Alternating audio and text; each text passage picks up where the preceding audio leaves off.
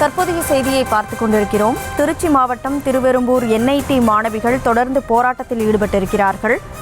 Trichy NIT விடுதியில் மாணவிக்கு ஒப்பந்த ஊழியர் பாலியல் தொந்தரவு அளித்ததாக கூறி சக மாணவிகள் விடிய விடிய போராட்டத்தில் ஈடுபட்டிருக்கிறார்கள்.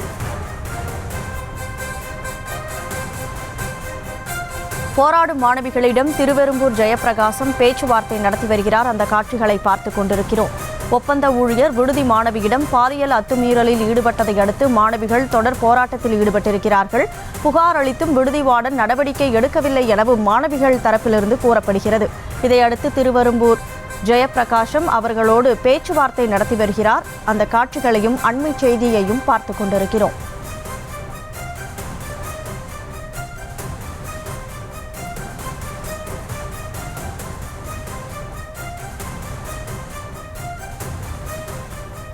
அண்மை செய்தியை பார்த்துக் கொண்டிருக்கிறோம். திருச்சி NIT விடுதியில் மாணவிக்கு ஒப்பந்த ஊழியர் பாலியல் தொந்தரவு அளித்ததாக சக மாணவிகள் தொடர் போராட்டத்தில் ஈடுபட்டிருக்கிறார்கள். கூடுதல் விவரங்களை வழங்குவதற்காக செய்தியாளர் கதிரவன் இணைப்பில் இருக்கிறார்.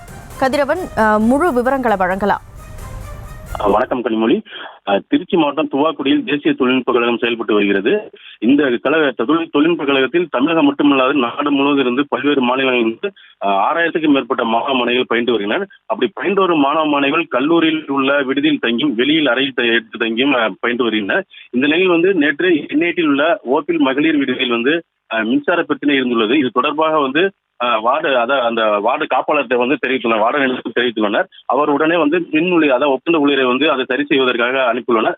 இதை ராமநாதபுரம் மாவட்டம் முதுகுளத்தை சேர்ந்த கதிரேசன் என்பவர் அங்க சரி செய்யும் பணியில் ஈடுபட்டார். அப்போது சைகையில் ஒரு மாணவிகிட்ட ஆபாசமாக பேசியதாக ஈடுபட்டுள்ளார். இதனால் அதிர்ச்சி அடைந்த அந்த மாணவி சம்பவம் குறித்து சக மாணவ மாணவியிடம் தெரிவித்துள்ளார். மேலும் விடுதி காப்பாளரிடமும் தெரிவித்துள்ளார். இச்சம்பவம் குறித்து NIT நிர்வாகத்திடம் திருவெரும்பூர் அனைத்து மன்ற காவல் நிலையத்தில் புகார் அளித்தனர்.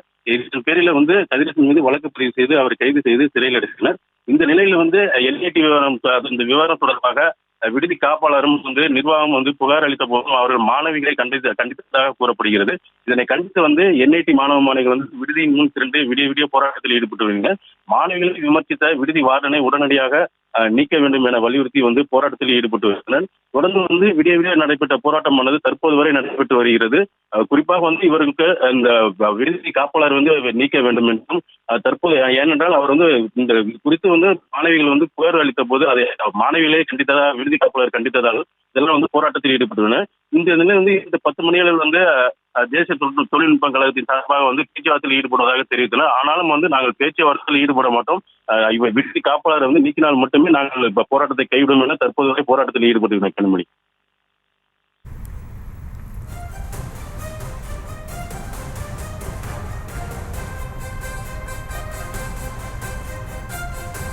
கதிரவன், தற்போது கள நிலவரங்களை வழங்கிக் கொண்டிருக்கிறீர்கள். மாணவிகள் தரப்பிலிருந்து என்ன கோரிக்கை முன்வைக்கப்படுகிறது?